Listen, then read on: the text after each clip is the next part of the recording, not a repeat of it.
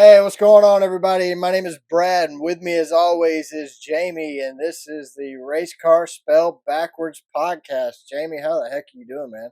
I'm back to being fantastically fantastic. Amazingly amazing. Amazingly amazing. You know, it's all about, I feel like I'm like blessed with plenty of ponies, rainbows, and unicorns, man. You sound like it. And I think it's the hat. Norwals. I think the hats. Norwals. Yeah, I love Norwals. They're like the real unicorns, man. The hat is kind of throwing me back because it's from the 90s. Throwing you back to It's the throwing 90s? me back to my youth, man. Back when grunge was cool and I was wearing flannel. I like the hat. It's different. Yeah, I wore this for like a year straight, man. I'm on my third Georgia Bulldog t-shirt since we've been recording on video. You wear something completely different every time. This time you've got a ski hat on from the 90s from Peru. Lollapalooza. You wore it to Lollapalooza. Oh yeah, right? I wore it. You can still smell the weed in there, man. You haven't washed it since 96? Probably not. It was in a plastic container put away in the garage. So you found it this weekend. That's why you're wearing it? I was working on the car, moving some stuff around, and I was like, whoa. It looks like a 90s time capsule. So I opened it up and yeah. I lived the 90s. I cranked up some Stone Temple Pilots, some Nirvana. Worked on your car. Worked on the car. What's wrong with the car now? Nothing. Because I fixed it. Well, oh, you mean like before? Yeah, something was wrong with the car. Spark plug tubes were, the seals went bad and I had oil slinking out of the heads. I looked under the car and saw a little automotive doo-doo. And I said, that's not good. I don't need diarrhea coming out of the engine bay.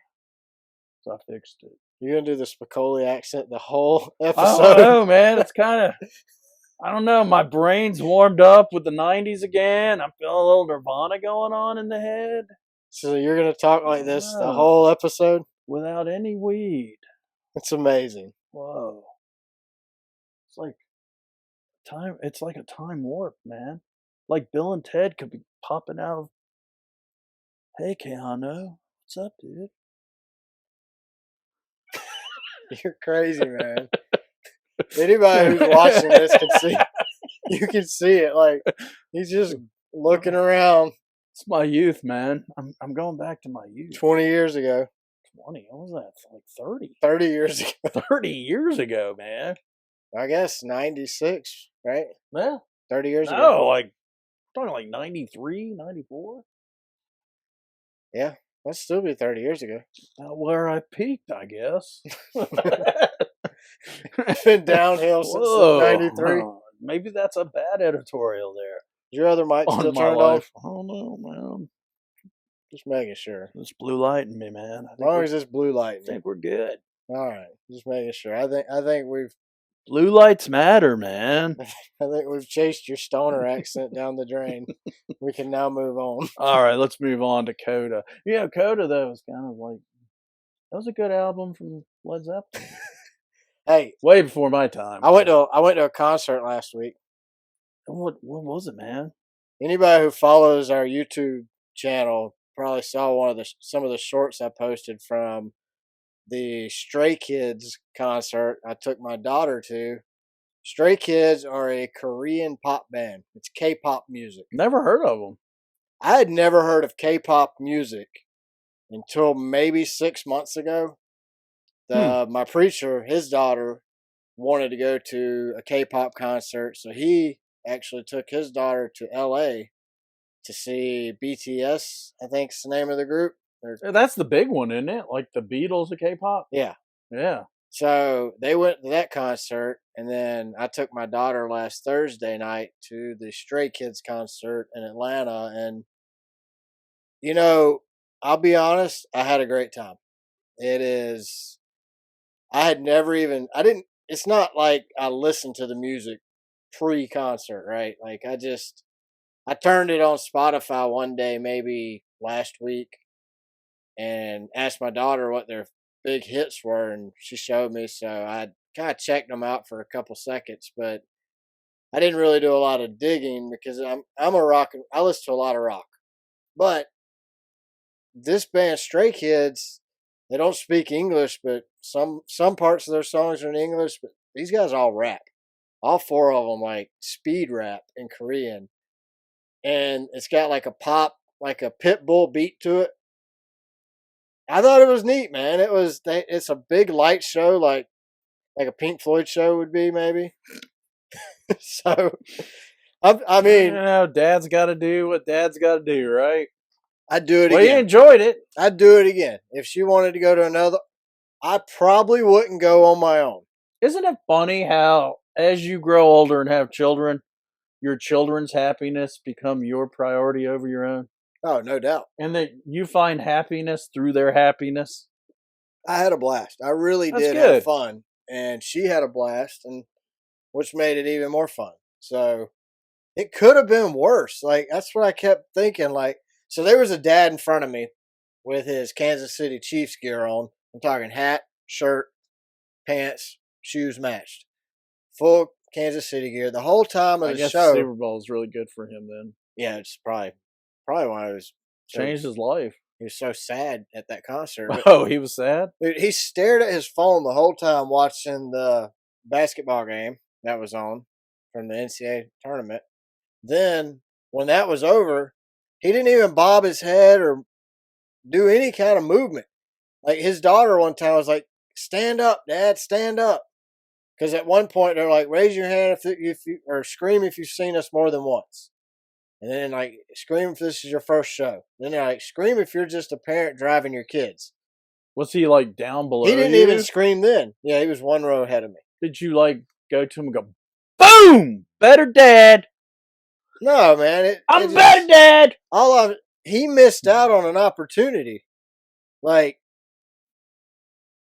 you're there with your daughter. Take advantage of it. Even if you don't like the music, just dance with her. Shoot, why not? Make her day better. Right. That's your only job at that You're there point. for her anyway. Make it a better day. You brought her because she wanted to go. Why not dude, I walked around in a light pink or maybe it was light purple Stray Kids shirt the whole time. My daughter wanted this shirt, so I just put it on and I wore it. And then I gave it to her when we got home. I don't want it no more. But I wore it all night, and it didn't matter what I wore. She had fun. And so I was going to do whatever I had to do to make sure she had fun. I give Mr. Chief, out of a 1 to 10, I'll give him a 6 because he did it. Yeah, he was there. And he must have loved his daughter to do it. But because he didn't dance and improve the time with his daughter, I mean, he's staying at a 6. Yeah, I mean, I'll go with, if this was our hotel review segment, I think I'd give him a 1 star because they won't let me give him 0. Yeah, don't fall down the 0. But I mean, another funny thing that happened, this lady, she was my age. She sat down next to us with her daughter, and she leaned over. She goes, "Can you believe all these idiots don't know how to find their seat?" And I was like, "Yeah," because everybody come up and ask her, what row is this? Like, they didn't know to look on the seat to find the row number, row F. They weren't looking at the seat. They're just asking us. So she told her daughter, she said, "See, honey, this is how you find your seat. You look at your ticket and you look at these numbers." And then she showed her where to look. She's like, "I'm going to teach my kid." Dude, it was maybe 45 minutes later. These 2 people walk up and they look at her and they go, "Ma'am, I think you're in our seat." No kidding. She looked at her ticket. She was in the wrong section. She was 1 section over. And it was just comical because she made a big deal out of telling her daughter, "Don't be an idiot and not find your seats." And then she was in the wrong seat. I mean, we had to get there. So they have these light stick things that go with the music of the show. They only sell 600 of them at the show. There's I think it was 25,000 people for both nights. Why wouldn't they bring 26,000 so that everybody can have them? Well, they have 50,000 total. So it's 2 nights, 25,000 each. They had 600 the first night, 600 the second night. We got in line 3 hours before the door opened so we can make sure we were one of those people that got one of the 600 light sticks. We got one, though. So my daughter got everything she wanted. Had a great night, had a great time. If you want to hear more about the K-pop concert, and you have kids, ask them, because I'm pretty sure a lot of them might listen to If K-pop they're music. into it, Maybe. probably.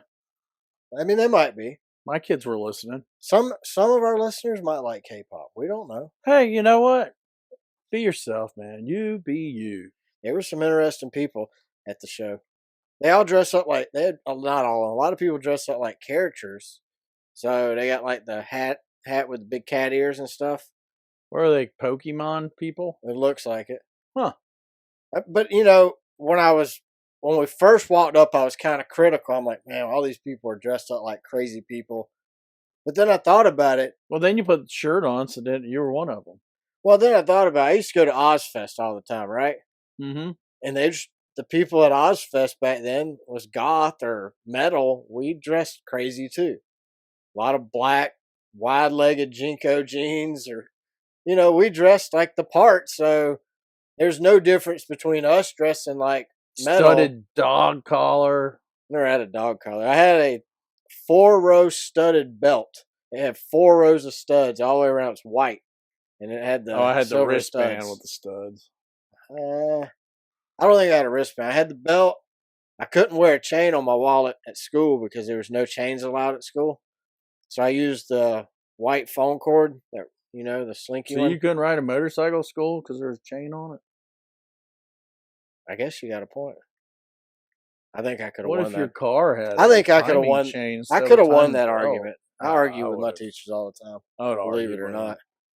So, not a lot of news last week from NASCAR, but we did find out that Hendricks, their appeal is going to be March 29th, Wednesday of this week, to appeal the louver penalty they got. Colleague, their appeal will be heard on April 5th, and Denny Hamlin's appeal, that will be heard on April 6th. On Denny's show, I think we mentioned it on here last week that we hadn't listened to Denny's show yet. But when we did go back and listen, he didn't really have a whole lot to say about the appeals process or what had happened because he hasn't went through the appeal yet, and he didn't want to really get into it until the whole case was closed. So, like I said, not a big news week since the show was recorded. Not a lot's happened other than we did do some racing this weekend. I enjoyed the racing. Did you? Yeah. I thought it was a pretty good race myself. I actually was quite surprised. So they had a double header there on Saturday with the truck race and the Xfinity race. Honestly, I thought the truck race was kind of uneventful. Zane Smith won. He had about an 8-second lead over second place. He was definitely top of the breed, man. No, it was a dominating performance, to say the least. Then you had Saturday, or then right after that, you had the Xfinity race. AJ Allmendinger once again proved why he should be in the Xfinity series. He dominated. I mean, he absolutely dominated that race on Saturday. Nobody had anything for him. No, I mean, for some reason, that Xfinity package fits him. It's the length of the race. I mean, it's the car, the style of driving, the horsepower. Yeah, it's all of it. It all fits him in his driving style. Because it doesn't seem to be working out for him in Cup. He looks like he used to in Cup. Yes, unfortunately. Tyler Reddick puts on a clinic in a pretty exciting Cup race at COTA. Honestly, I thought it was more exciting than last year's COTA race. And by far. Now Tyler Reddick can say he's got his victory. So if you go, let's just rate it right now. Let's get out of the way. 1 to 10, where you at? 1 being they suck. 10 being awesome sauce. Probably going to go with a 7. I'm not a... Wow, 7. I'm torn between 7 and 8, to be honest with you. See, I'm at an 8, and I'm usually more critical of the race than you are. Yeah, and I thought it was a great race, actually. I guess... I mean, there was a battle for the lead all the time. Not just that, the way the strategy played out, the different strategies had Yeah, Reddick had an extra pit stop. Yeah, you'd have groups. Well, Reddick was just fast. Like Reddick was dog. Yeah, he was just way faster than everybody else. But and it was his driving. Like I heard Denny say that he tried to run the Reddick line and almost spun out. Yeah, he was running 3 seconds slower. Yeah, so it's the line he run, and I don't know if it's the heat, but a lot of drivers complained after the race was over about being worn out and how tired they were. So a lot of them said their little cool suits weren't working. Oh, yeah, we had a lot of issues with cool suits. Problem with that, so I remember last season hearing people say, "Oh, my cool suit broke." And I'm like, "Okay, toughen it up, Buttercup.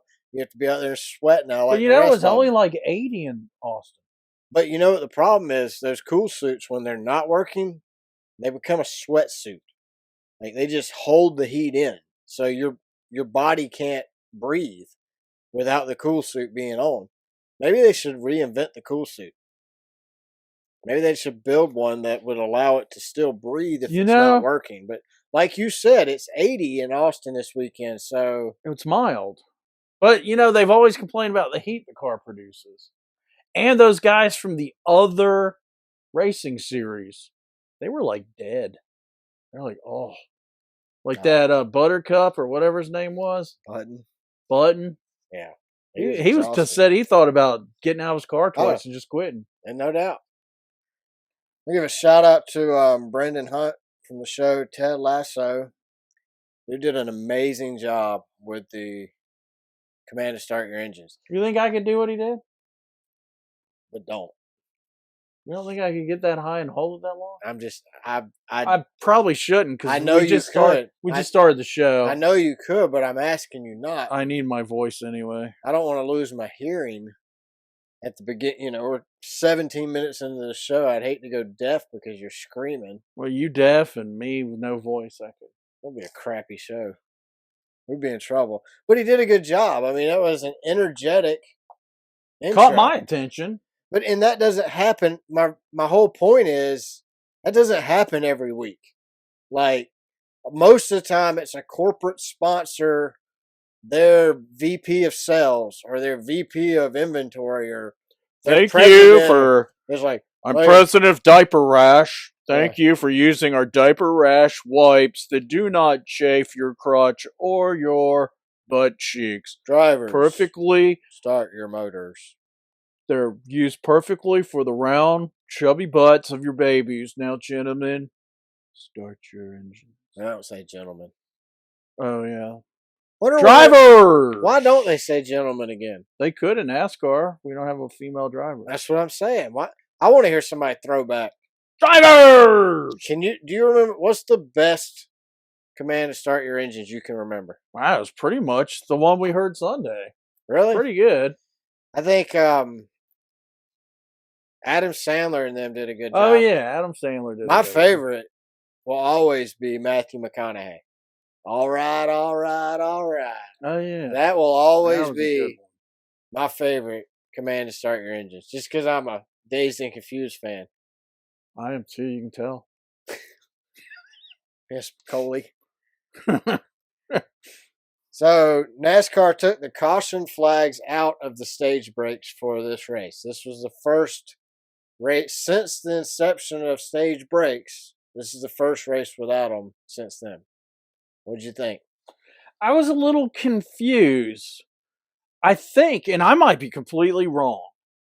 So you get to the starting area, right? The Geico starting area? Yep. And someone is ahead of you. Let's say you're P1, right? Mm-hmm. They pass you. They're getting the points. Because they're getting the points from the last stage. Am I right? Or am I just confused? Was that a sneaky way to get some points? Points are issued as you cross the line. Right. So, if, let's say, I'm P4, I duck and tuck, get up and around, and end up being first before we get there. Of course, you're not supposed to leave your position in the starting You're talking about the restart after stage one? Yeah. So they race from the restart zone to the start-finish. I'm cool with that. I think it's neat.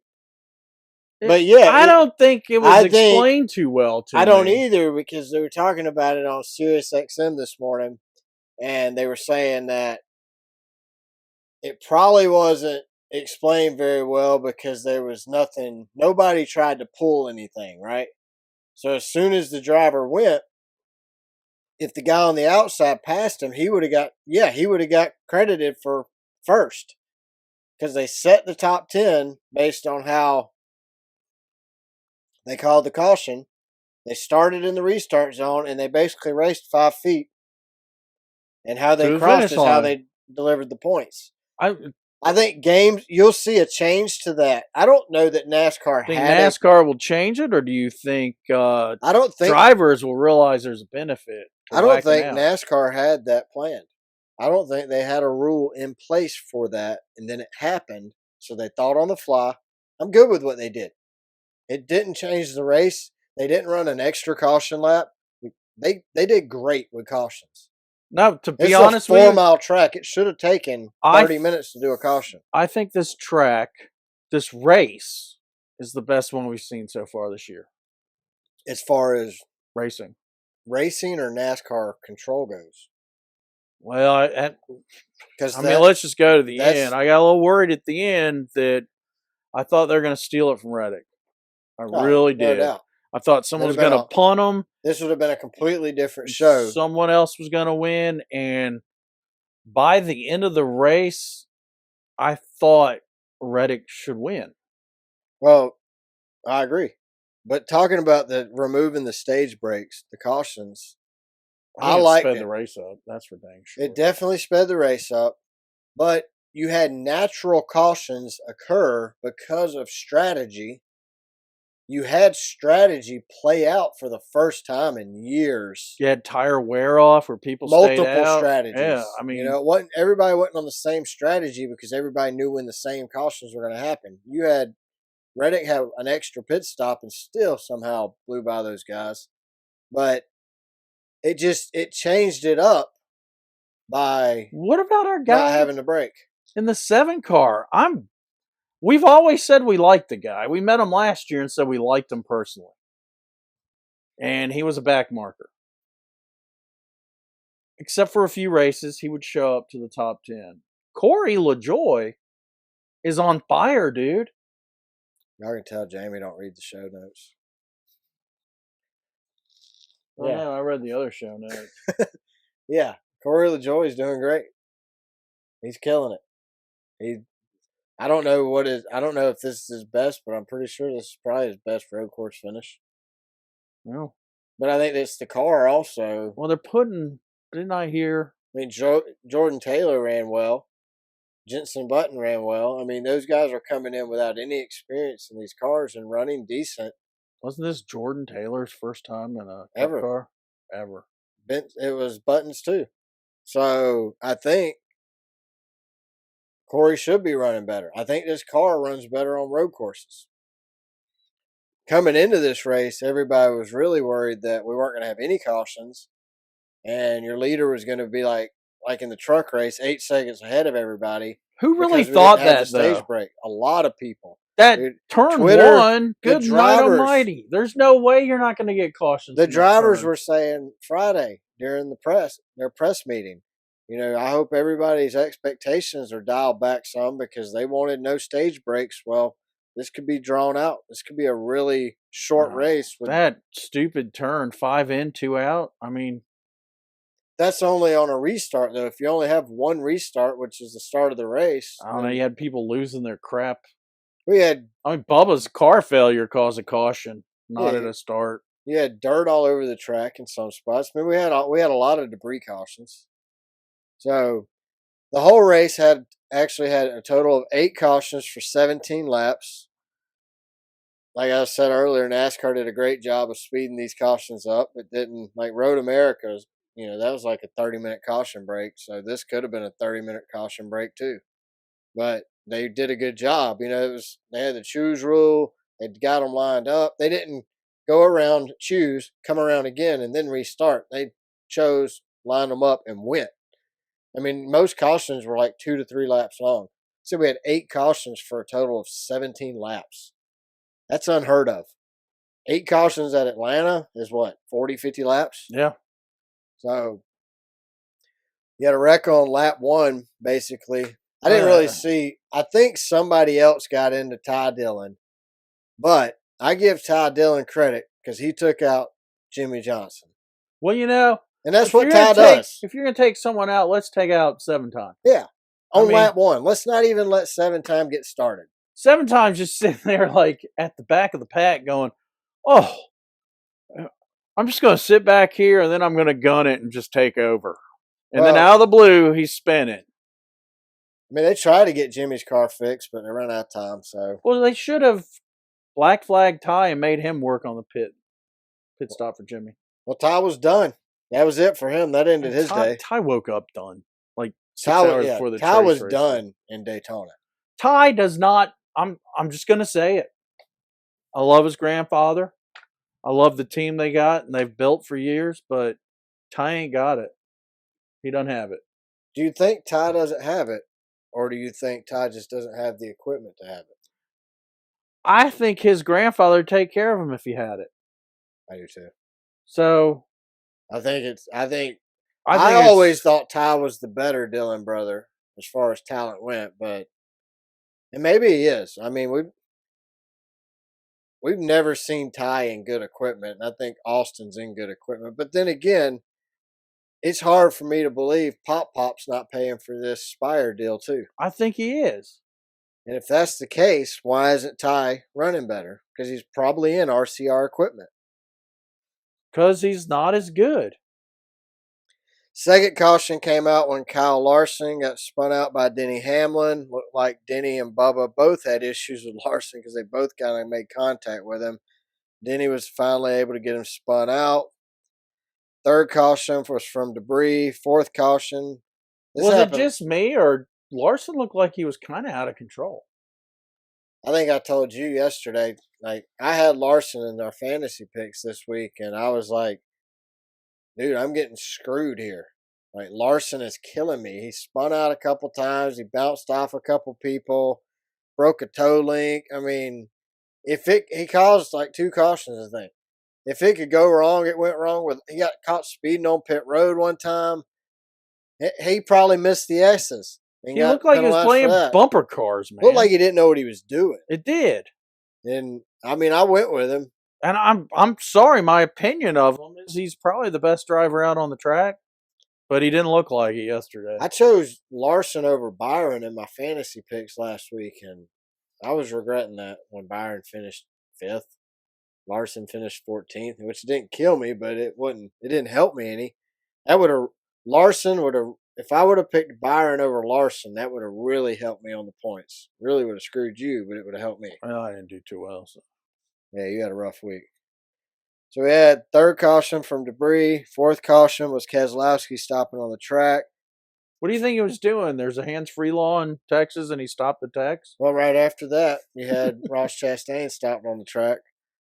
I think they wanted to be stopped, so the caution came out. Then you had the rest of the cautions came out from the debris, restart debris, which was because they played green-white checkers and they played bumper cars going down into turn 1. I mean, they were like 6 or 7 wide.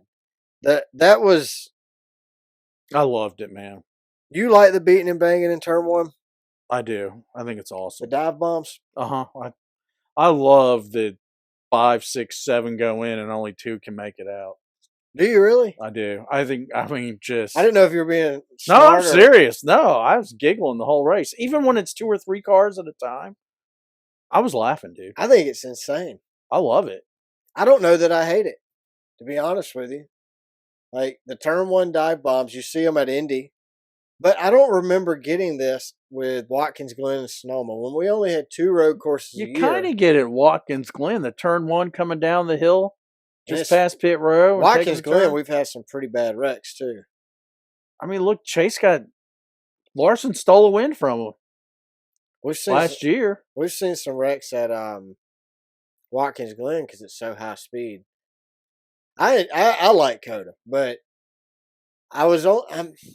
part of me doesn't want to like all the beating and banging, but I do. Like, I I enjoyed watching them go down into turn one. What did Jordan Taylor say post race interview?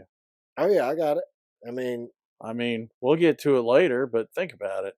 Yeah, I mean, it's the aggression that you see is but it goes back to that respect. You know, Denny Hamlin and Ross Chastain, and does it go back to the respect, or yes, does it go back to you got to win to get in? That's what it is. But do you really? Well, Bowman might get in. Do you? He got penalized, and he's back top NASCAR 16. built it like this. NASCAR built stage racing and playoff racing for win and you're in. Win at no cost. Whatever it takes to win. NASCAR built a system to make it that way, where you either win or you go home. You don't win, and you don't get into the playoffs. So, I mean, they created it. Yeah, this is NASCAR's monster. They created it. And I don't think they necessarily want to stop it, to be honest with you. I think NASCAR is completely happy with what they created. The beating, the banging. I don't think I'm that much against it, to be honest with you, because it makes it exciting. I mean, that's the same reason they throw a caution for debris. Yeah. Let's group them back together. Let them beat and bang. Now they're just a little more open about it. But I think the winning you're in mentality is what's created the lack of respect that you hear Kyle and Denny and all these guys talk about. The old school guys. No offense, they're my age group. But the old guys are the ones there's one that's my age group. Well, he's retiring this year. Well, but maybe he complains about he don't like the lack of respect either. But you don't hear Chastain talking about it because that's all Chastain knows. That's all these younger guys know. You hear Chase Elliott talk about it, but that's gentleman. Well, Chase. Even Harvick says that's how his son drives. Yeah, but I don't think you hear Harvick and Kyle. I mean, Kyle will tell you, Brexton drives like that, he gets penalized because that's what they do in other series. You spin somebody out intentionally, you get penalized. Dale Jr. got penalized twice at Florence, South Carolina Speedway. Yeah, last year. For spinning people out. So the Cup Series, Truck Xfinity Cup. It was just the Truck Series, but Truck and Xfinity both are pretty rough now. I think Kyle even made comments about riding in the Truck Series about how aggressive these guys were for no apparent reason. I mean, Jansen Button said that, like he's running 28th, and the guy in 29th tries to spin him out, just slams into him for 29th. We're not even talking about the lead. We're talking about 29th, back in the back. So, I mean, that's what we want, man. Is it, though? It's what I want. That's why I like short tracks. That's why I like COTA. But so, watching Jordan Taylor, because I like Jordan. I like Jordan too. I'd watch him on those restarts. He'd come out the first time he came out on like the sun was shining on him. He came out like 12th. Then the next restart he came out like 16th. Didn't he get up to the top 10 a couple times? Oh, he ran in the top 10 a lot.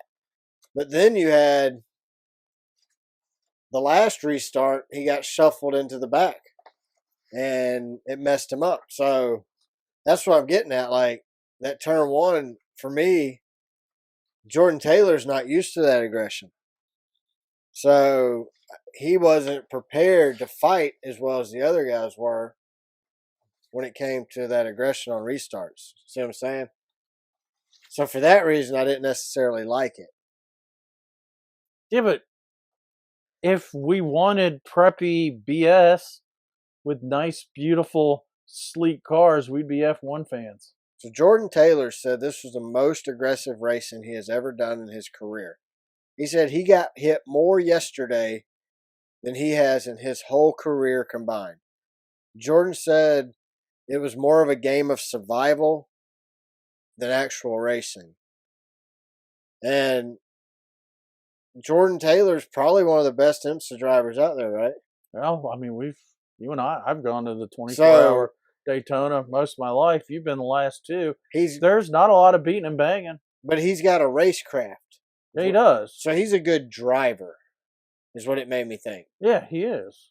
So are our guys even drivers anymore?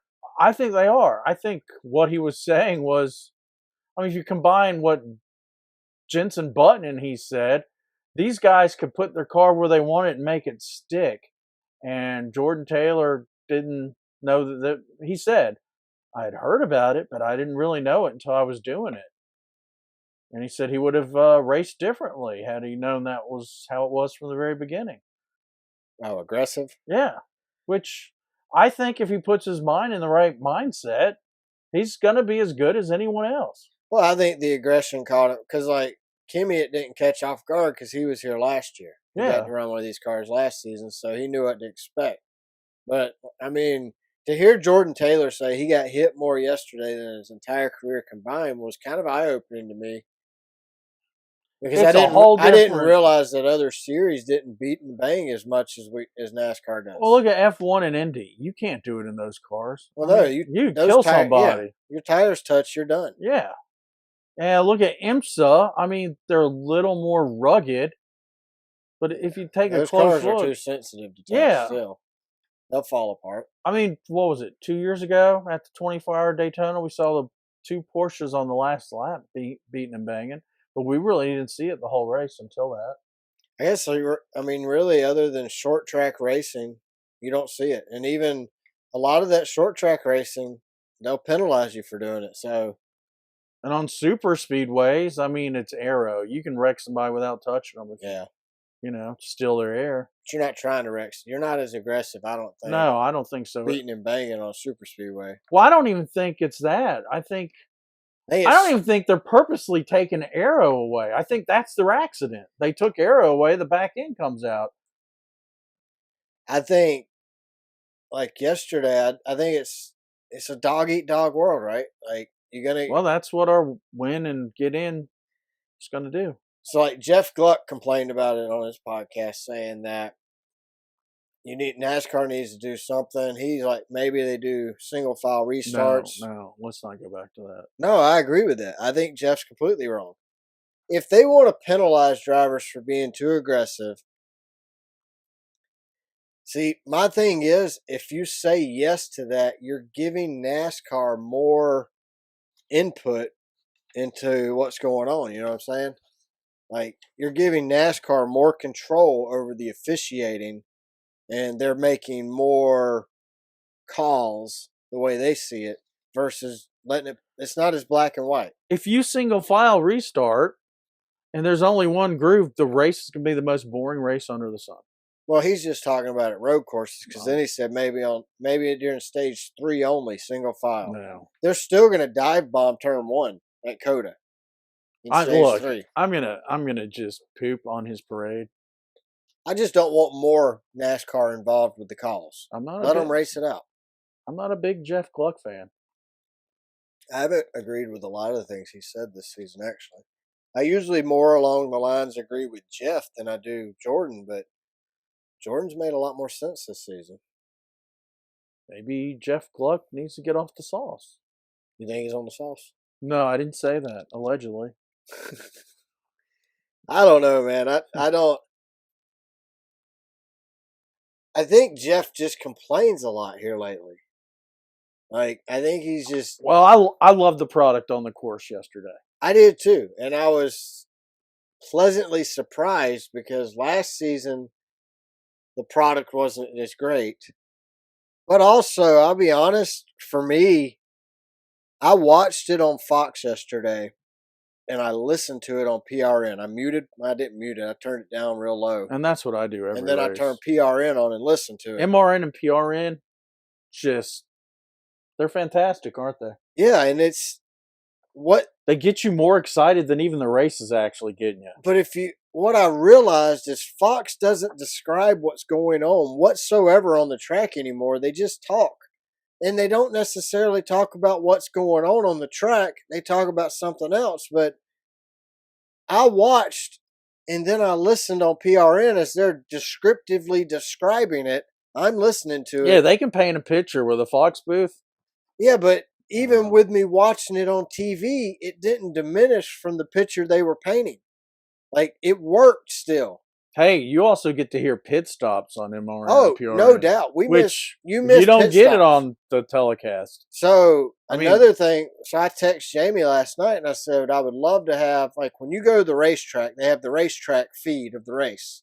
It's the different cameras showing the race going on. Has a little ribbon that has the driver lineup or where they're currently running and how many laps to go. That's it. You could even put little ads on there if you wanted. Have little ads pop up. well, that's how they did And the then, Club One. Remember? and then all you do is play PRN or MRN over the background. You can even go to commercial with those guys still. That's commercial dollars you can sell. And then charge fans a monthly subscription for that. I think that would be great. Hey, if people will pay $4.95 a month for Peacock, they'll pay $4.95 a month for that. Yeah, and you still have to watch commercials Yeah. on Peacock. You're paying for it, and then you got to watch commercials. So why not charge us? The commentary comes from the radio broadcast, which NASCAR and SMI own MRN and PRN. So that's just more money for them. So I know you listened to it on the radio, but did you watch any of the race with Chase Elliott at home and his headset on? I saw him. That was clunky like an old beater, dude. That was just. I appreciated. So Chase tweeted out. Yes. Chase knows what he's doing. It just didn't. It hurt the flow. Well, he tweeted out that he was going to be on the broadcast. And what did we want to hear more of and what were we tired of hearing? So he wouldn't repeat any of that. And I think he took those suggestions because I listened to the first time he was on TV. I listened to that. And then at the end of the race, I watched all the green, white checkers on the TV with the TV broadcast. So I heard Kurt Busch get emotional there during stage 2 at the And end. what about the total win? He was like, first he said, "That's my boy," and then like 10 minutes later, "That's my boy." Yeah, I mean, he wanted to be. And that's what he said. He goes, I didn't want to get out of that car how I got out of it. I wanted to be driving that car still, but I'm proud of Tyler. I mean, it was. I felt bad for old Kurt. It pulled at my heartstrings, man, because, like, you could tell he still wanted to be in the car, but he probably don't need to be in the car. No. I think if he could physically get back in the car, he would be in a car right now. You think? Yeah. With his seat gone, do you think 2311 is going to throw in a third car, make him qualify in, or do you think he's going to have to go to? I don't think his health will back marker team. I don't think his health will allow him to get back in a car ever again. I don't think so either. And I think Kurt's getting older. He's getting smarter, and he understands it doesn't take much more to be a lot worse than it is. So enjoy the blessing you got and take it for what it is and move on. So at the end of the race, Daniel Soras was mad. So he blows down pit road wide open, bumps into his teammate, gets him out of the way, and then he slams in the back of Bowman's car. There were his team members, officials, and other people all over the pit road at this time. Well, we know what's going to happen. So, yeah, I think something should, because he's going to get a couple race suspensions, just like Bubba did. He deserves it. How many did Bubba get? 1 or 2? I don't know, but whatever Bubba got, he should get. I think he should get more. Soras should get more. What did Gibbs get for bumping the guy on pit road? 1 race suspension? I don't remember. Whatever Gibbs got, I compare it more to Gibbs bumping, was it Austin Dillon? And while there were pit crews out working on other cars and officials standing there looking at the other cars. If an official he could have killed somebody. He almost hit an official with the car when he hit Bowman. And then he went and talked to Bowman, and Bowman got somebody's phone and was showing him a replay, and he's like, oh, never mind, wasn't even you. Then he goes and gets all pissed off at his teammate, and then Ross Chastain, he does an interview, and they're like, what was that about? And he goes, oh, sore ass is always mad at me. So then he wanted to change his tune a little bit. You're like, well, not always. He backpedaled on like, well, he's like, uh-oh, that's my teammate. Daddy Justin Marks is probably hearing this interview right now, so I don't want to piss Dad off, so let me back up. Oh, I think Chastain can piss off Daddy. I think Daniel Soras is jealous. So throw Corey LaJoie in Daniel's car and Daniel in the 7. See what happens. Yeah, why not? Yeah, I mean, They're both Chevys. maybe. I don't think Daniel's a bad driver. Oh no, I think he's good for 1 win a year. I think he runs decent usually. I mean, I think Daniel Suarez has He's got a temper problem. I think that's what it comes down to. I think it hurts him in the race, mid race. I think that him and Chastain should fight it out. They could do it at the shop. That way they don't get penalized. I think Suarez gets offended too easily. Yeah, suck it up, Buttercup. Yeah. People hit each other every day. Or every race, somebody gets into somebody. So for him to throw a temper tantrum, no. NASCAR needs to penalize him. He deserves at least 1 week. I'm good with 2. And a monetary fine.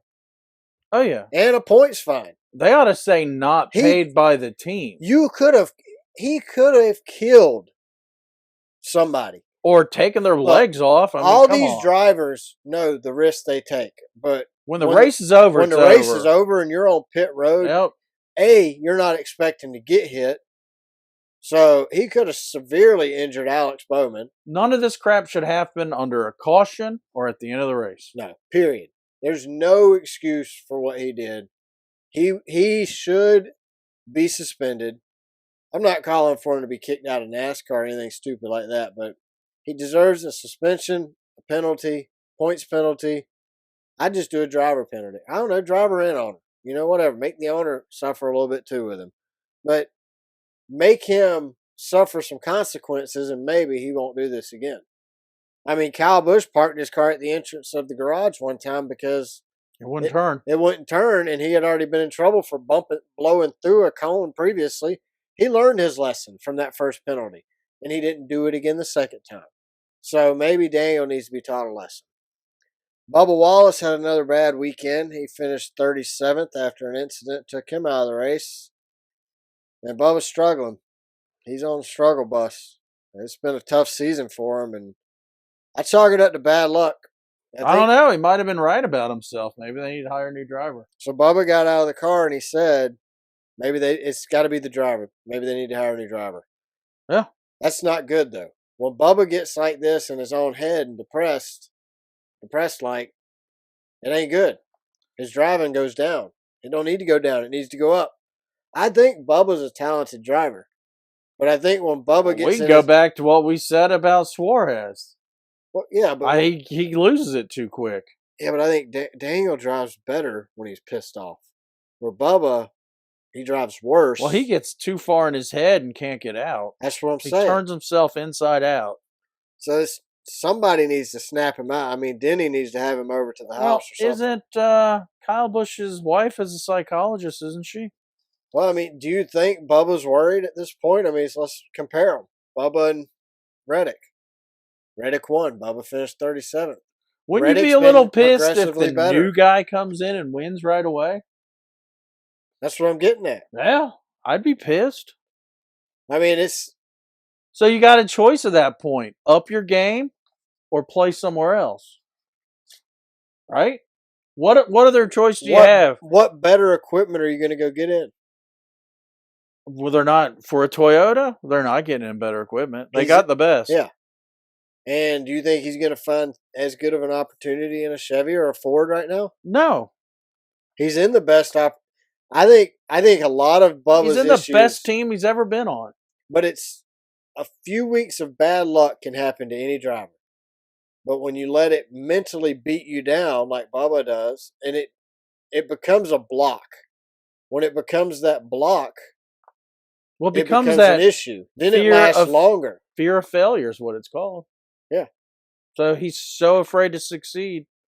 He must succeed to the point he fears failing more than succeeding. It hurts him. It does. And I don't like seeing it because I think Bubba takes a lot of crap that he doesn't deserve Bubba to take. needs to go to a sports psychiatrist. He really does. He needs to get that nonsense out of his head, get the snakes out, and put in some good thoughts. Maybe do some yoga. I don't know. You would think he would be extra happy. He's on his honeymoon period, man. Yeah, I know. He just got married.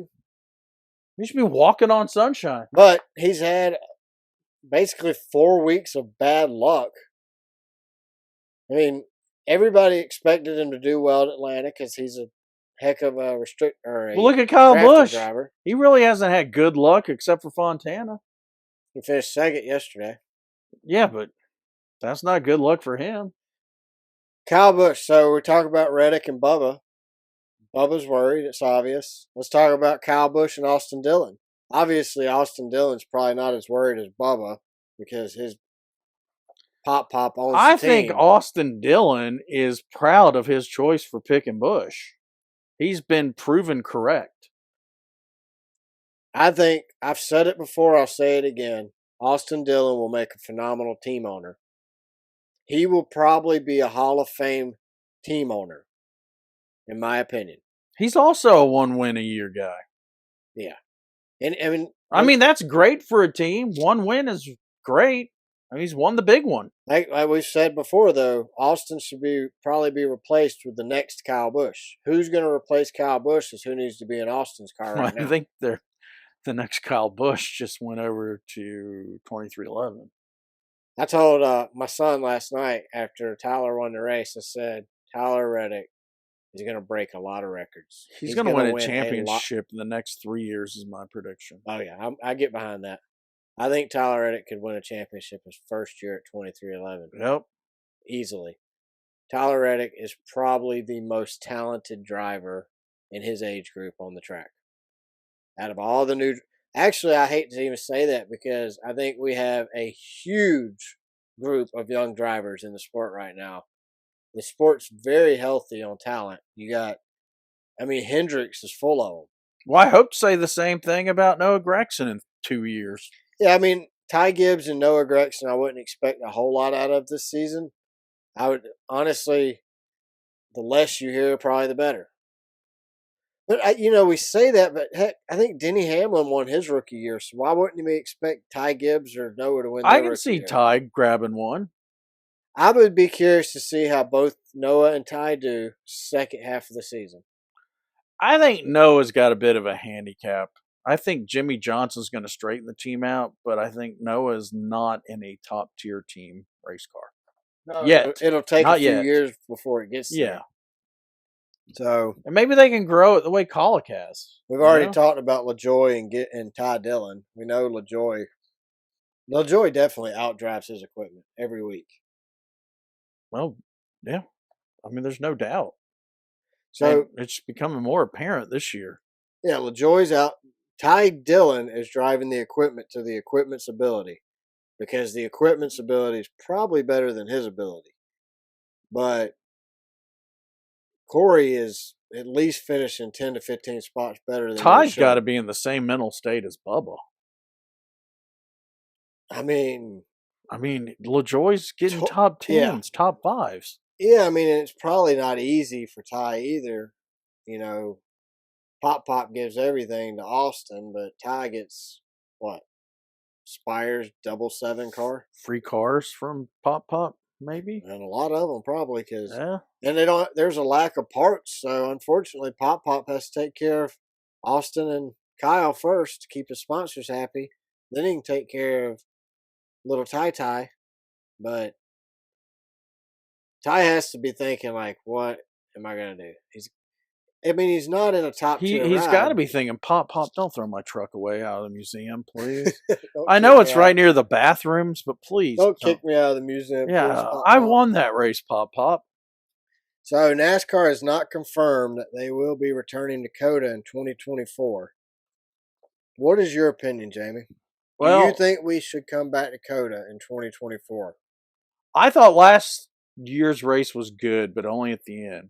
I was entertained every lap this year.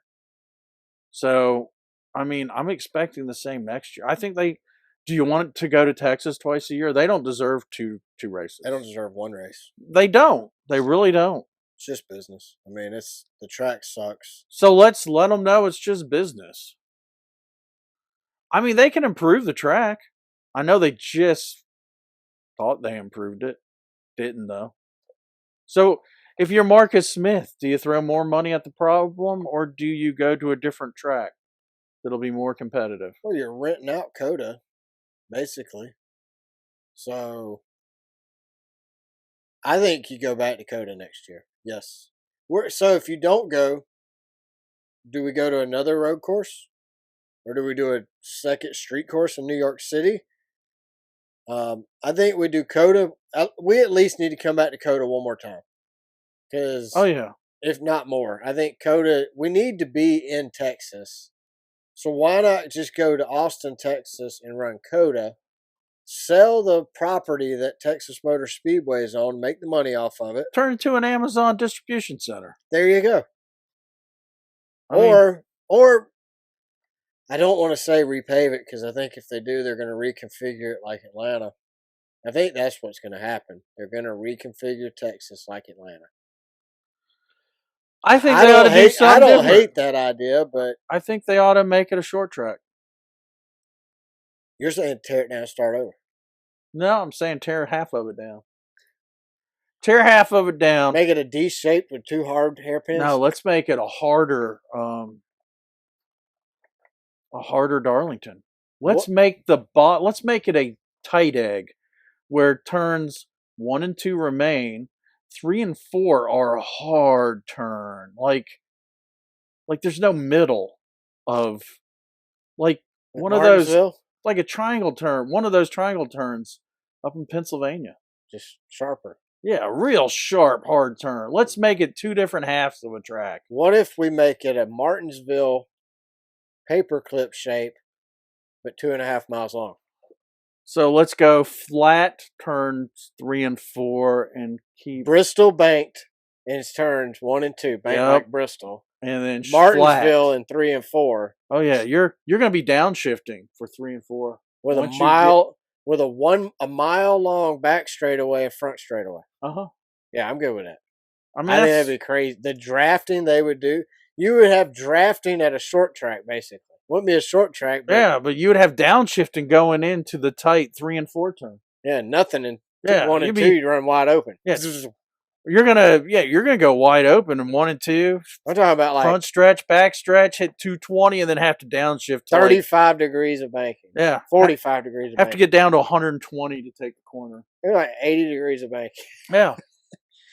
And then it'd be perfect because that'll be your slow corner. Like those board tracks used to be. Yeah. You'll be slow going into the flat turns 1 and 2, and that'll be your entry into pit road. You mean 3 and 4? Yeah, 3 and 4.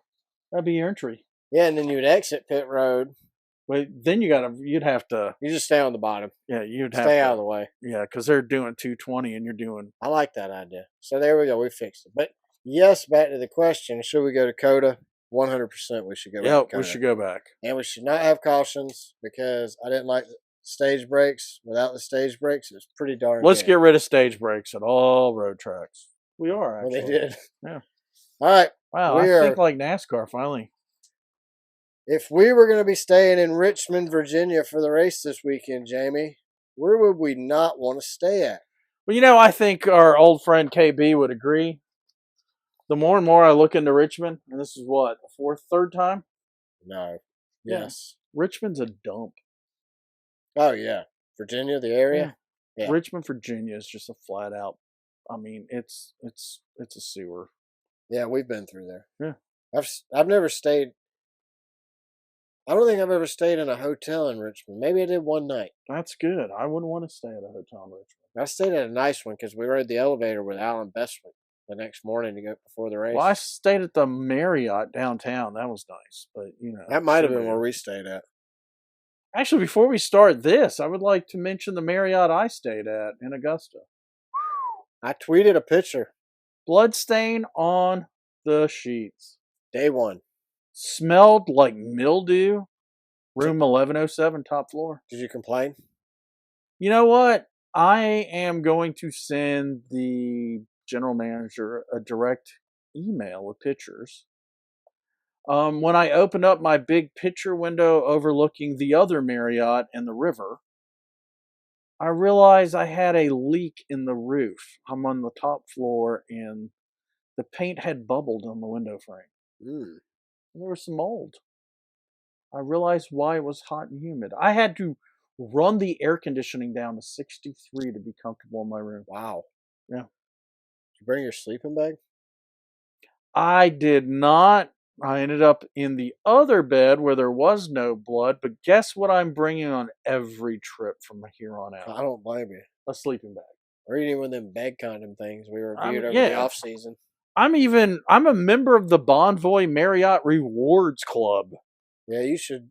I like the idea of reaching out. I mean, reaching I out vacation for directly. free because of my rewards card with Marriott. Yeah, instead of blasting them on Well, Google reviews, and we'll this do it will, on here. yeah, it'll only get our 1,000 listeners, and Yeah, and then he'll just have to you deal can turn with it into a little teeny short, get a couple thousand. Yeah. But anyway, you need to read the. Maybe I should pop the review up though. We talked about how important they are. Yeah, I think you should. You Yeah. definitely should review it because we read reviews and we know we're not to stay because of those reviews. And we need to help our listeners. Yeah. You would at least know to stay out of room 1107. Yeah, if you're in Augusta at the Marriott, room 1107, there's probably There's a blood on your hole in the sheets. roof, and there was. Yeah, and your roof's leaking. I mean, compared to moldy. some of these things, You're gonna die. the blood was the size of a dime. I tweeted a picture of it. And I checked myself to see if I was bleeding somewhere, but I'm working a convention. I mean, paper cut would probably be the worst thing I could get. I didn't find any blood. I was wearing white pajamas. I should have found some blood. That would. Ooh. Yeah, it was gross. All right. But anyway, Blue Belter, he wrote this review on TripAdvisor. At the Roadway Inn. The Roadway Inn. We know. He's from Tranent, United Kingdom. He's a Britisher. Nice. Could be a cousin of ours. 100th cousin or something. Probably. I mean, I'm sure there's a. I don't know where Tranent is. If we try hard enough, I bet we could find a connection. Well, I know your ancestor was King of London. Mayor and sheriff. Well, that's the same thing, isn't it, in London? I don't remember if he was the sheriff. We don't have royalty in the America. Mayor, or if he was the mayor then the sheriff. But he was a lord. Lord Carden. Yeah. I mean, I go by Lord Carden. Yeah. So I don't have any lords in my family. I mean, my ancestor was friends with William Penn. He was a survey for him in the colonies. That's the guy who invented the pen? Yes. William the Pen. The ballpoint ink pen. He killed the quill. William Ballpoint Pen. He got rid of the quill. Thank God. But we're a little north. We're from Nottingham. Oh yeah, you're Nottinghamshire. Yeah, Robin Hood. Robin Hood land. Yeah. We're probably his blacksmith. We shoot his horses. Shoot them. Shoot. Horseshoes. Why would you kill a horse? Well, my ancestors made horseshoes. Why would a blacksmith shoes. kill horses? Well, But I'm with you. You didn't shoot them. You shoot them. No, we were farriers. Don't That's shoot how I them. got the last name. A farrier shoes horses. Country people can't say that. Don't shoot them. Shoot. I think. Don't shoot them. Nottinghamshire is still the backwoods. I think. So what did he say? He shoot him. I don't think they could read. Who shoot him? I mean, they're farriers, and they misspelled our last name when they came to the colonies. Uncle James, shoot him. Actually, that was my ancestor. Shoot him, James. Shoot him. There's about 100 of us named after the first. When you're standing there with your gun. Colonialist. Standing there with your. Is that a word? Colonialist? Colonialist? It's colonial. Colonialist. Colonialist? Yeah. Is that what they were when they were under King George? Or was that felonious? Would it be Colonia and cans? No, we weren't cans. We were from the colony. Yeah. Colonial cans. Colonial cans. Yeah. But wouldn't that mean you're half Canadian? Well, it's American. Canada? Americans. Why not colonial cans? I wonder why Canadians don't have cans. Wouldn't they be cans? Be Canadian can. Canada cans. Well, it's Egyptian, so would it be Colonicians? Sure, I'll go with that. Colonicians. Colonicians. All right, so if you're a Colonician, you can stay at the Roadway Inn for a 50% discount only tonight. So this Britisher.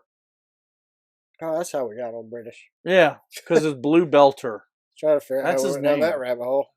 On checking in, we were met by an Asian gentleman. Ooh, I'm glad I didn't say that. Who seemed disinterested at best.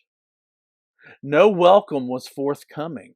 Well, he's King James here, isn't he? He's Like King serious. James Bible. Yeah, he's definitely King Chris, James. check that out for us, Chris. I think he's King James. Forthcoming. Yeah, he's forthcoming. He demanded ID, and we handed over our British. He spelled license wrong. You think that's how they spell it in Britannia? Dude, I always spell license wrong, so I'm not going to. I think there's an S in there, but maybe not in. Don't ask me. I misspell that word until Siri corrects Not it. in the king's language. You know, you got to say king now because we have a king instead of a queen.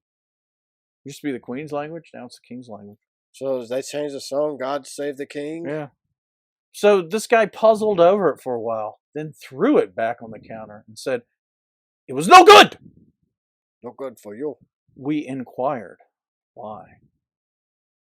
He demanded, "Photograph! Photograph!" We explained that the older type licenses didn't have photos on them, and he replied, "I don't care! I don't care!" I asked why a photograph was necessary, and he threw his arms out, shouting, "How do I know who you are?" I questioned his attitude and demeanor. When the heck did this guy stay there? In like 1862? This dude, yeah. When He did probably they? went to Oxford. When did they not have ID photos on IDs? I've never seen a British ID, have you? But I've never seen an ID without a photo. My kid's learning permit didn't have his photo. Well, the first one was paper and didn't have it, and then they mail you one like 3 days later, though. Yeah, but maybe that's because of English tradition. Maybe. And constitutional law. Maybe. I don't know why I threw that in. Who knows? Maybe I should have been a lawyer. Maybe you should have been British. Well, I'm descended from them. I know, but maybe you should move back. Then you could find out. Why do you have to pull demeanor out of his pie hole? Where do you see demeanor at? Right there, demeanor. Oh yeah. Or is it demeanor? Demeanor. It's demean. It's 3 syllables. Hour. He's a smart kid. Maybe it's demean hour. Or she. Didn't know you are hour. Or is it debonair? That's hour. Look. hour? Mean hour. Oh, so this is why the Asian dude was losing his shit? Because it was a demean hour. It was his demean hour. Uh-huh. And it was obvious he didn't care. Well, I questioned his attitude in demean hour. Well, maybe you shouldn't question the demean hour. You should have come in an hour later. It was obvious he didn't care one little bit. Yeah, you should have figured that out when he started yelling at you, dude. Yeah. I knew he didn't care in the very beginning. As we would have been charged anyway. I was all for walking back out of this place. My wife persuaded me to stay. It's her fault. Yep. The gentleman offered no information regarding the hotel about the facilities. Why are you calling him a gentleman? You just said he wasn't. Because he's British. Breakfast, pool use, ice machines, etc. We expected too much out of these things. Entering our room, we discovered that the sink had been held up by a car jack. That is awesome, dude. Wow. A bit of wood with a tube of sealant adjacent, which I don't know. Is that what was helping the car jack? Maybe, because I'm confused too. My wife immediately went and complained at how dangerous this was, and he reluctantly changed our room. The hotel was, as expected, a no-frills establishment. On our last day, 3-night stay, my wife decided to make use of the pool facility and asked at reception about towels for the pool. She said it stunk of curry and was so overwhelming. The same gentleman proceeded to give her the 3rd degree, i.e., where are you staying? Who are you? What room are you in? Etc., before handing over a small towel that at best had seen better days. Overall, I would not recommend this hotel to anyone based on our experience. Whoever the Asian gentleman was, he needs to change his arrogant, abrasive attitude immediately. and stop treating the customers like dirt. Having seen other reviews of this place, it is obvious that we're not alone in this thinking. Yeah, but that's just America. Period. He kind of went like un-English there for a while, like he was really American. Well, no, I mean, I'm talking about crappy customer service. That's just. I think he's faking being British. Yeah, but I don't think that. I think he thinks he's British. I think that. What do they call those people? Anglophiles. Yeah, I just think his problem is that. Why does he hate Asian He's not people used so to much? Well, it's not even that. He's just not used to how American customer service works nowadays. Since 2020, we have lost all customer service in this country. Yeah. So. Except they still say "my pleasure" at Chick-fil-A. Even though they screw up your order. Yeah, they're not happy about it now. No, now they're just pissed about having to say it. So, that's worrisome. Where are we going next? The Mossad House Hotel. Oh, yeah, I would not. Well, that is like the CIA of Israel, dude. Staying at the Mossad house. Period. Yeah, that's messed up, dude. Yeah. Why? Why would you do that? The Mossad's going to kill you. That is like the Israeli. They're like crazy badasses doing that Croc McGraw, killing you with paper cuts and stuff. Yeah, I mean, they'll throw a ninja star out a 3-story window. Oh, they'll do a satchel bomb into a crowd of Palestinians. They have no remorse. Just do what they got to do. They handle their business and move on with life. Yeah, they just blow shit up. Yeah. Oh, I said it. So. Well, they say this is the worst hotel ever. Well, duh. Yeah. That's probably where they waterboard people in Richmond. Probably. The Mossad Hotel. That's what I'm thinking. I mean, if I was ISIS, I might start looking for this place. Not for real, people. We need to rent our room. Bad joke. All right. What is in your pen or van? Oh, just fertilizer. Do not worry about it. You don't want my fertilizer. Why are there wires coming out of your bags of fertilizer? Why is your bag ticking?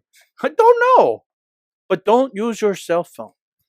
That reminds me of that skit from Jackass where they cut all their pubes off and they tape them to that dude's face. Oh, yeah.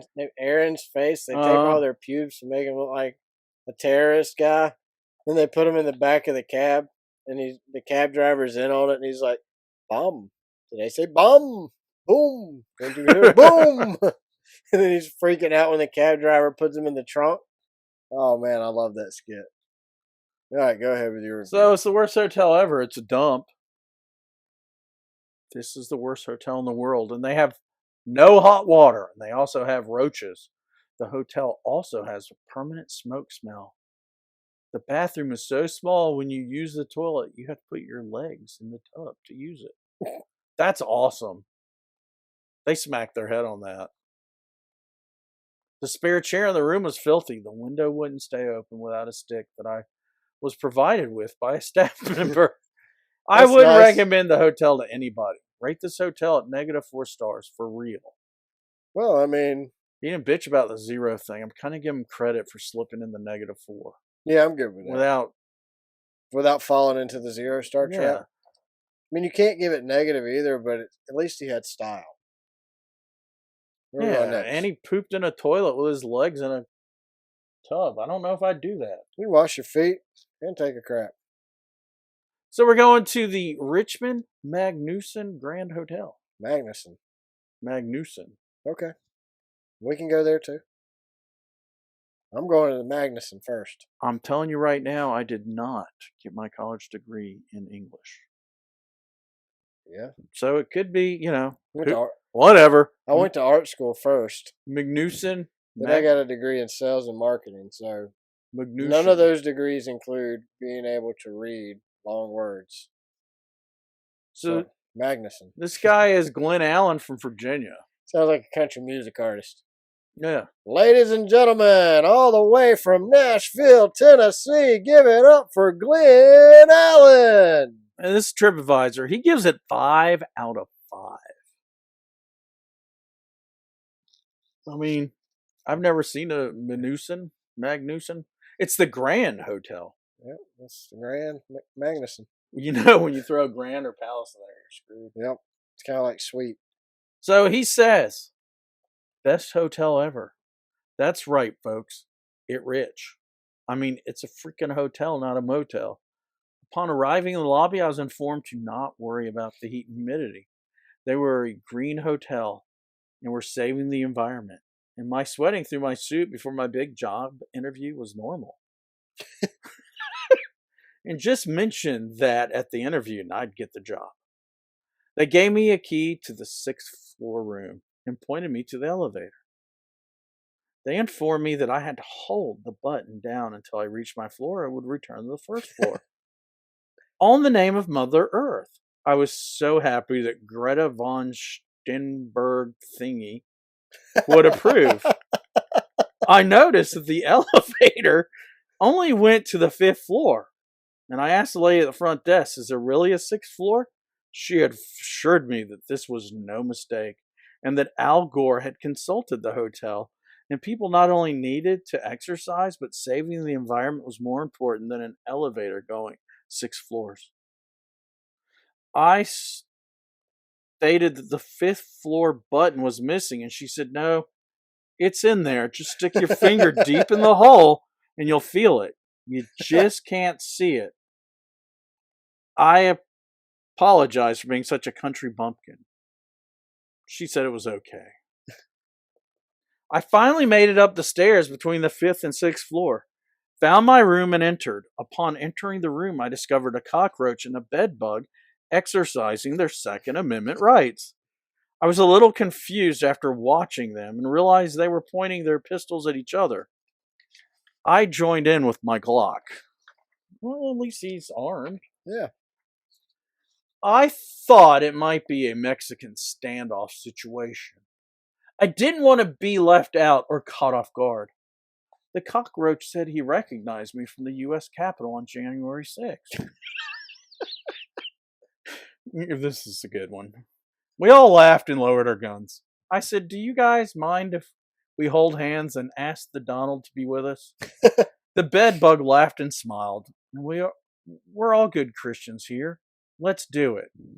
As we are praying to the Donald, some crazy-eyed dude was running down the hallway naked with nothing but a laptop and a burning crack pipe screaming, Daddy said, Daddy said, Daddy said. Was that more like, Daddy said, Daddy said, Daddy? He was smiling like, it's me, punter. What? Oh, I got it. Not hunter, but punter. Yeah. And he threw the computer at us.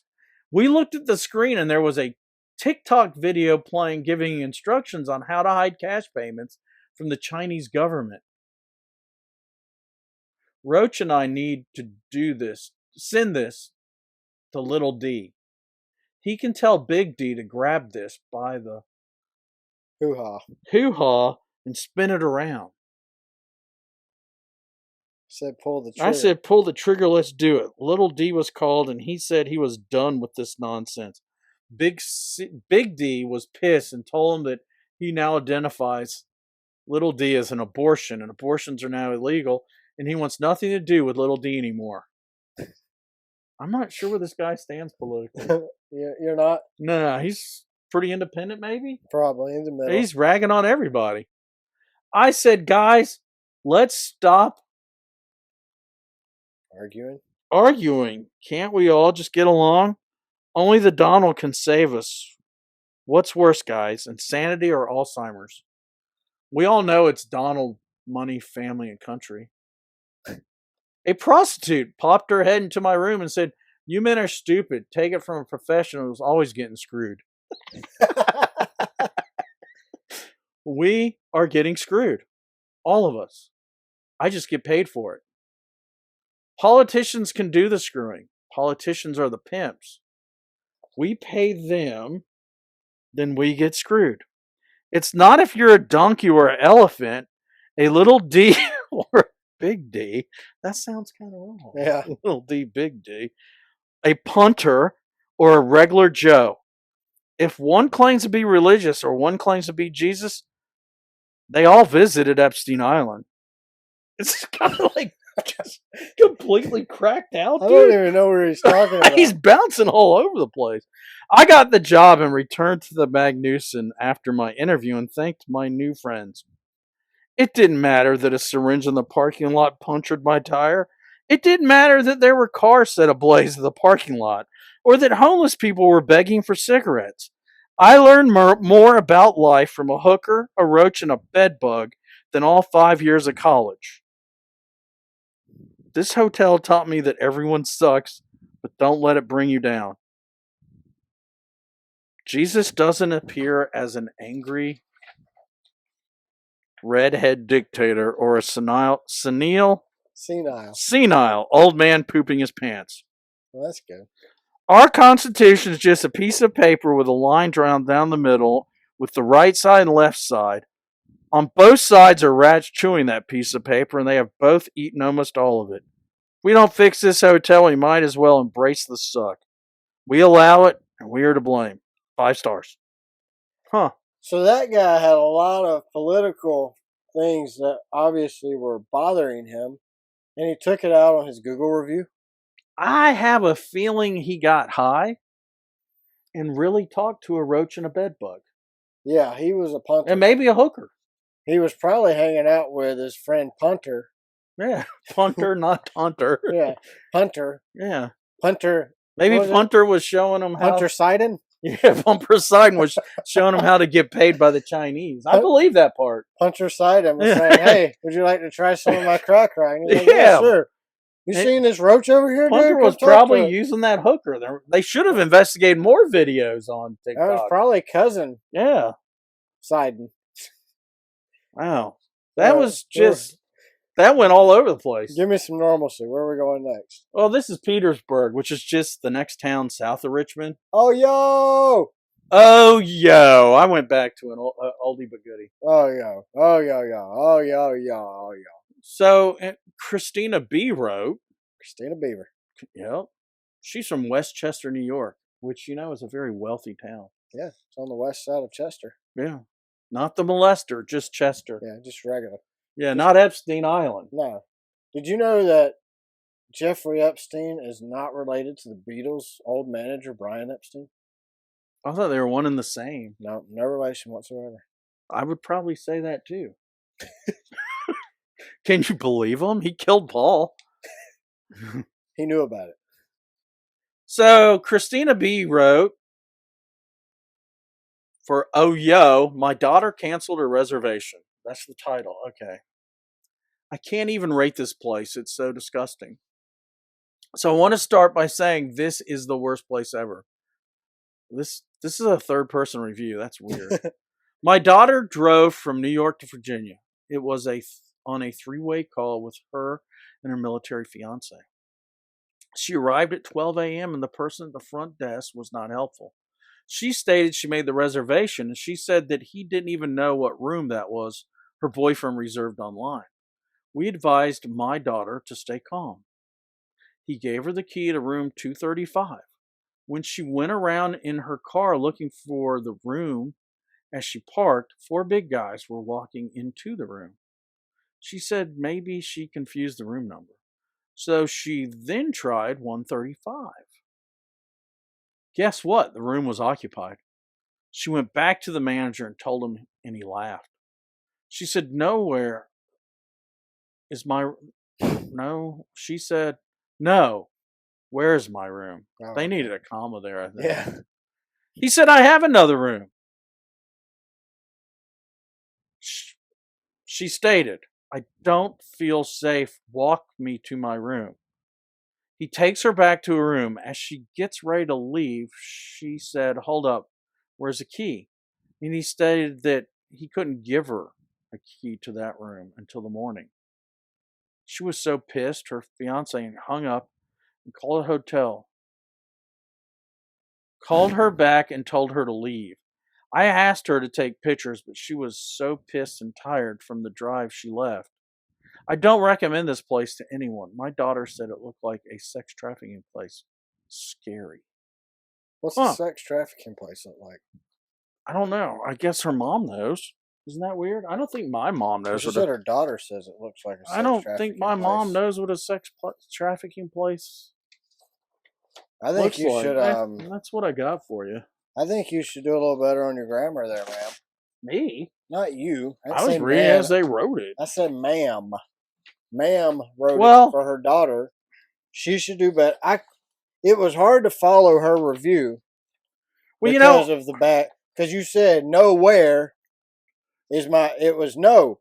Where is my room? But it read as nowhere is my room. uh-huh. Like, where's nowhere? What room number is nowhere? I tried real hard not to, get a drug story or a prostitute hooker story. It's kind of difficult.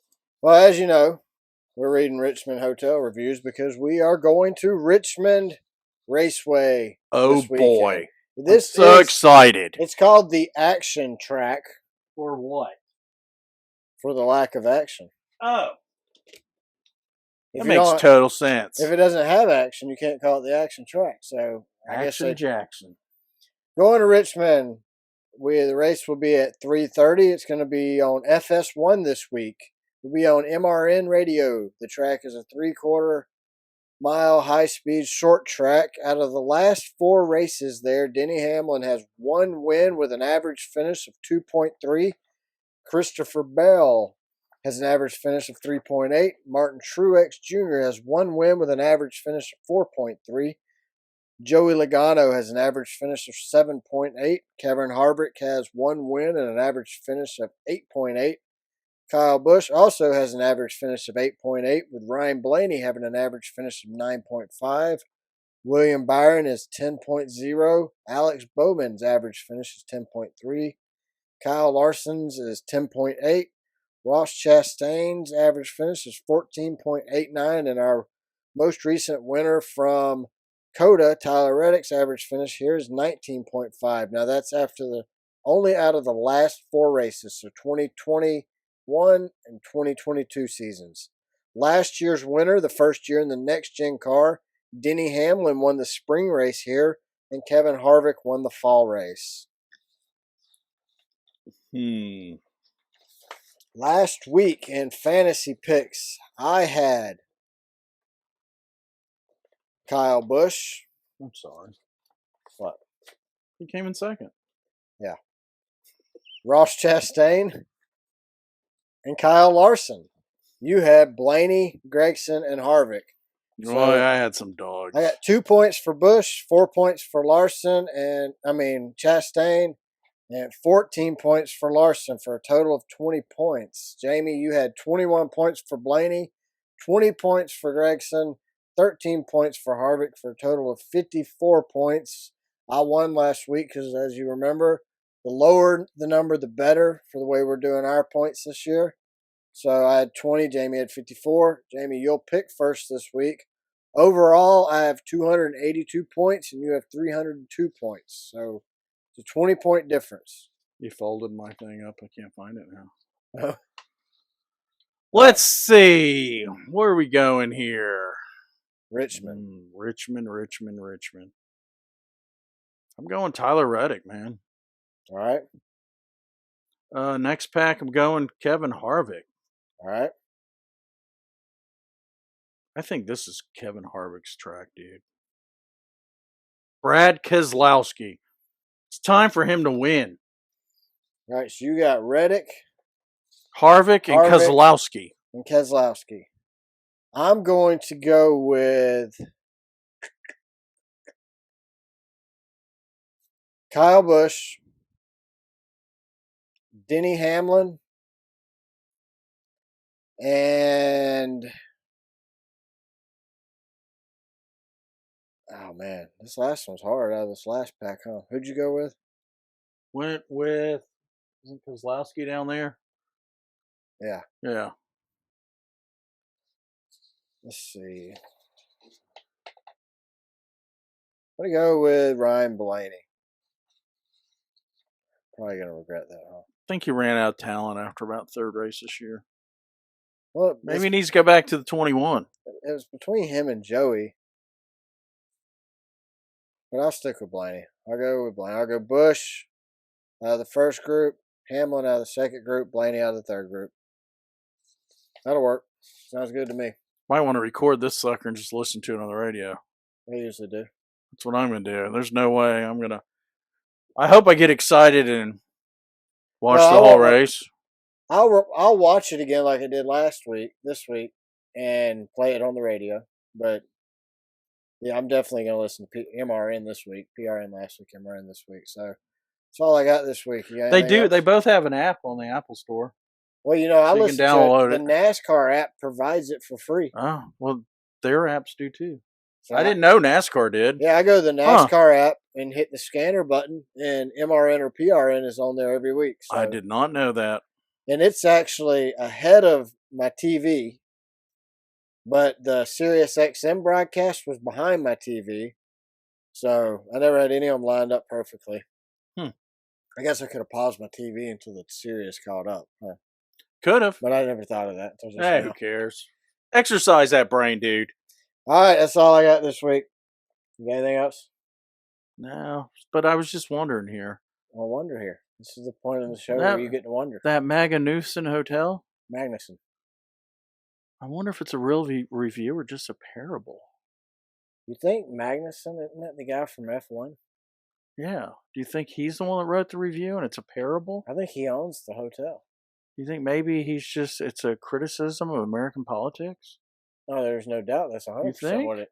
He took out his political frustrations on his Google review. Wow. Is the Magnuson Hotel even a real hotel? It is. I did verify that. So he just probably goes around posting random places his political views. That's my thought. All right. Do you want to go stay at the Magnuson? No, I don't. No, neither do I. I wouldn't stay at any. Well, I can't say wouldn't, but I would prefer not to stay at most of the hotels we review. Well, we did make a mistake at Motel 6, and it was exactly what we expected. Yep. We learned our lesson. Well, but the other two hotels were better than we expected. Let's try an 8. Super duper 8 or just a hotel 8? Either. How about a budget 6? Combine the two. No, it sounds really bad. You're catching something there. All right. Thanks to everyone who listens to the show, who watches it, shares us on social media. However you share us, just keep sharing us. This is all recorded. The video will be up on YouTube as well as the audio on your favorite podcast platform. Make sure you follow us on Twitter. We're at Car Backwards. Go to our YouTube channel and subscribe. Check out our videos. Check out our other podcasts that we got. Yeah, Conspiracy Juice Bar. Yeah, there's some weird stuff going on in this world, dude. Yeah, we even talked about the Beatles this week. The Beatles whack me out, man. Check us out on Spotify. Rate us there. iHeartRadio. Rate us there. Apple. Leave us a review there. Now you can watch us on YouTube TV. Not TV. YouTube. Our channel on YouTube. Send us a DM or email us at racecarbackwardspod@gmail.com. Brad will respond. Yeah, and I'll answer any questions you have. Read it on the show. He has the password. He just don't. I don't think I have it. I logged you in, and then Brad keeps telling me, well, no, I had to log out to go to my my personal Gmail, but Brad keeps calling me, did you read this email? I'm like, I don't know. I don't have a password. Make sure you check out our new merch store and our website. It's racecarbackwards.com. Other than that, that's all I got this week. Y'all have a great week. Hey, DM us and we're going to have a t-shirt giveaway.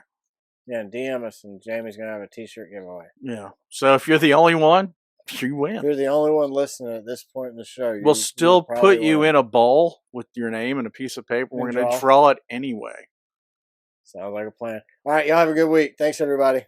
Bye. Peace.